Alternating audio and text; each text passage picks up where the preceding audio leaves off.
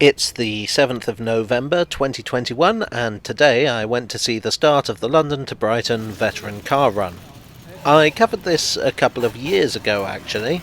I'm not recycling material, you're recycling material. Today I arrived only just in time for the start, thanks to long waits on the underground that I probably should have anticipated at that time on a Sunday morning. You're currently watching the first cars across the start line, which I only just managed to catch.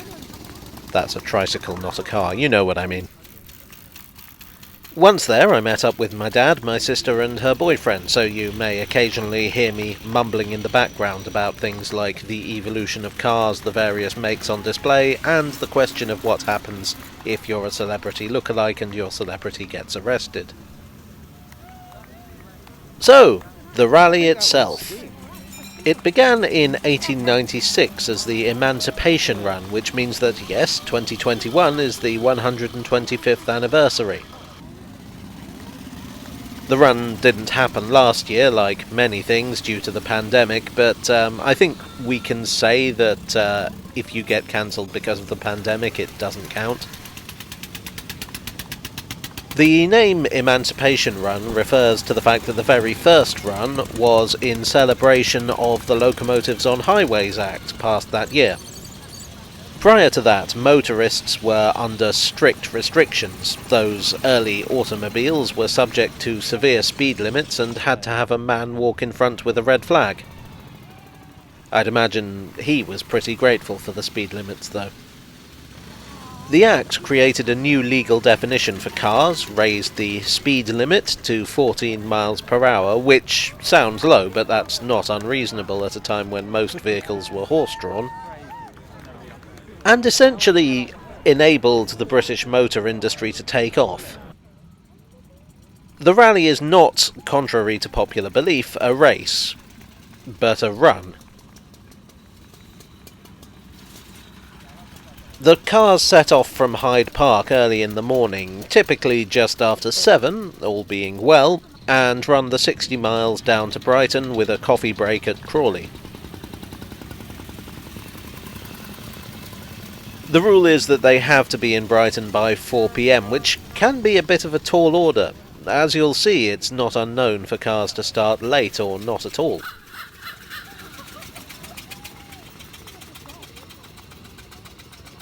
The other important rule is that the cars participating have to be built before 1905, although there are a couple of 1905 examples grandfathered in.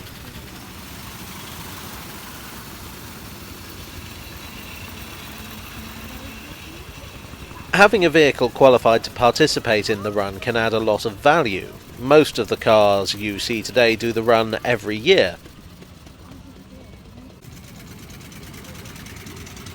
But the world is a big place, and every so often a new edition will be discovered, restored, and join the ranks of the Brighton Run.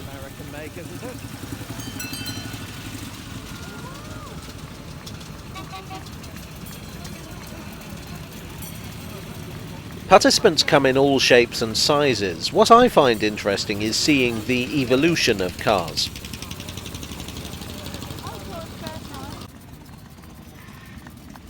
I'm presenting this footage in the order the cars crossed the start line, which is totally an artistic choice and not because it's easier to edit. The order they crossed the start line is, in turn, the approximate order of the vehicle's build date. You see vehicles that are essentially buggies with engines, actual horseless carriages, through various experiments in body styles, until by the end we start to see cars that look comparatively modern. Comparatively.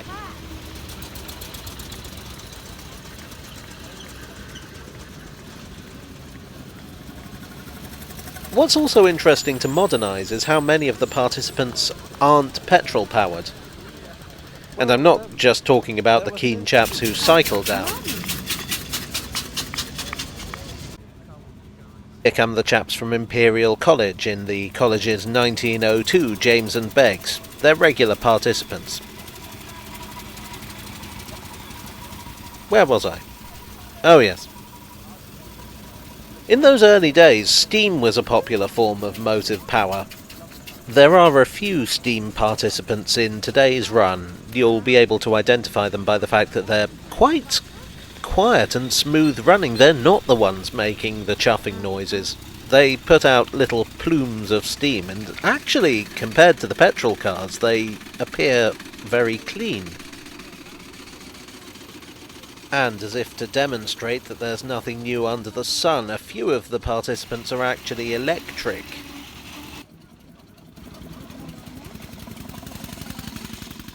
It's kind of weird to think that had technology gone a little differently, we might now be living in a universe where electric cars are the standard and always have been.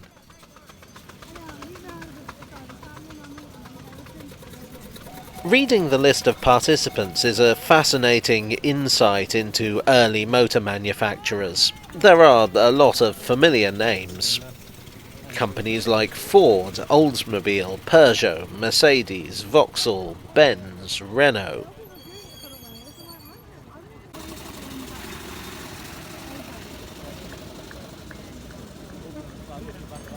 But far more interesting to me is the list of manufacturers long gone.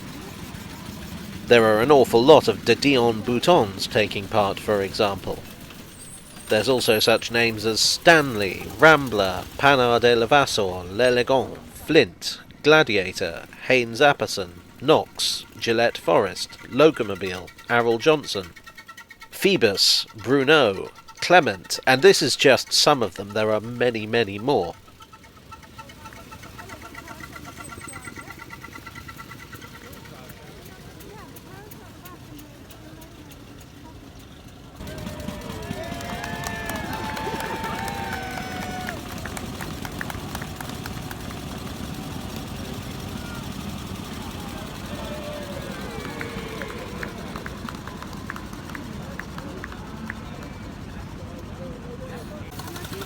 For some of these makes, the vehicles in the Brighton run represent the only known survivors, or the only known working examples.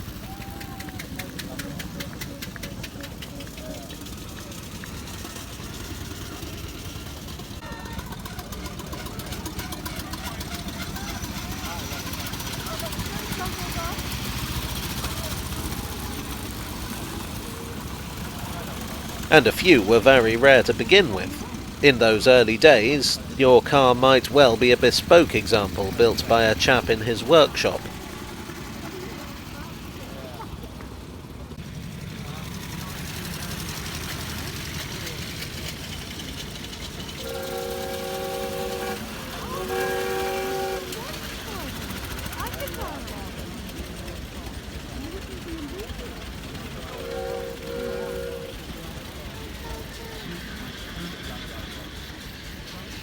There are a few entrants where the vehicle taking part in the run is the only one ever built.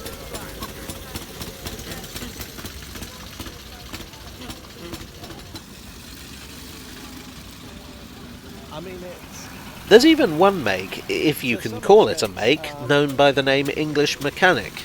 The English Mechanic was a magazine that published step-by-step instructions to build your own cars. It says something about the state of early car manufacture that Cadillac proudly advertised the fact that their cars were all identical.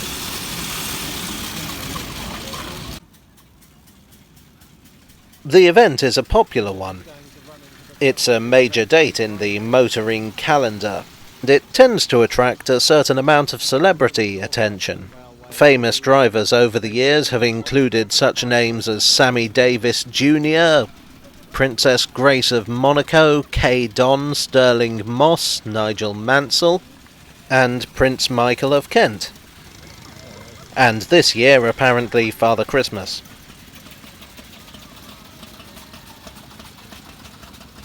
In 1971, the Queen herself took part, albeit as a passenger rather than a driver.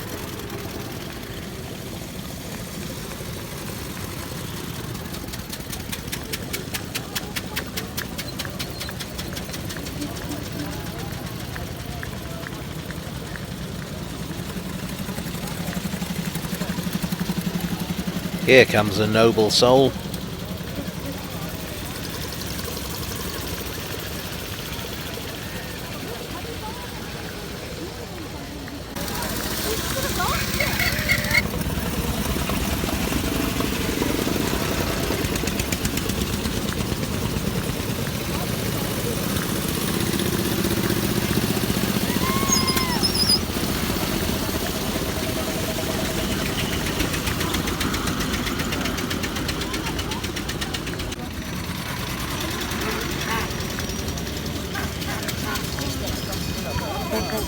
Oh look, steam car.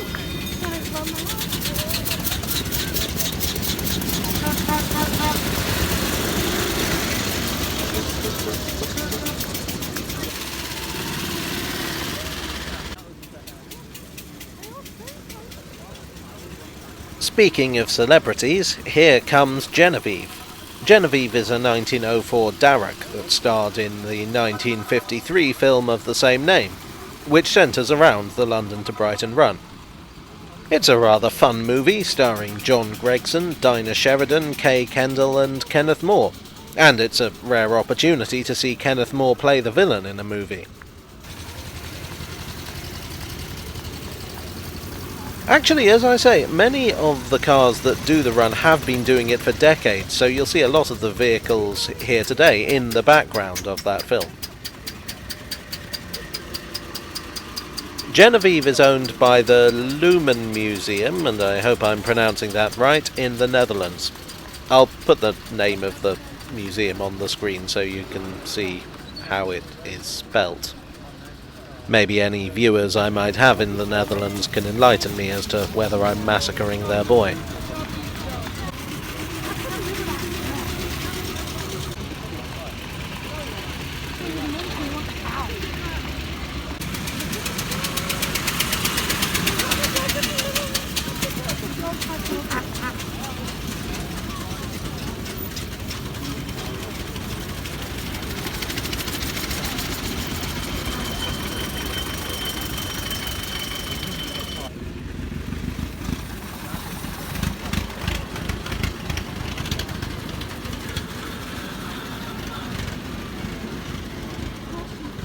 I'm afraid the commentary on this video is a bit sparse, isn't it? Well, that's because I really don't know an awful lot about cars, and there are an awful lot of cars here for me not to know anything about.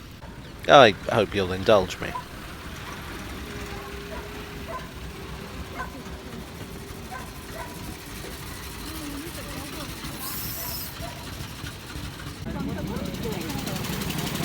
It is quite a crowded event, so there's a woman next to me whose hand keeps appearing in shot. Congratulations, anonymous woman in green coat, you're YouTube famous.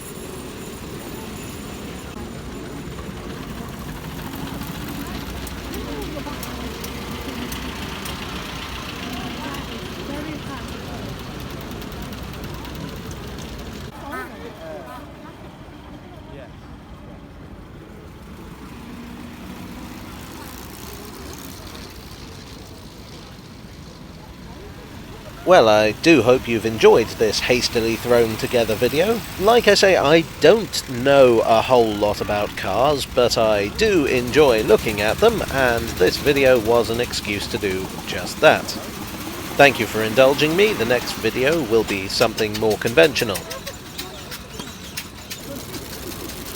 If you did like it, then please do click like, and if you weren't put off by my desperate rambling, you may also wish to subscribe.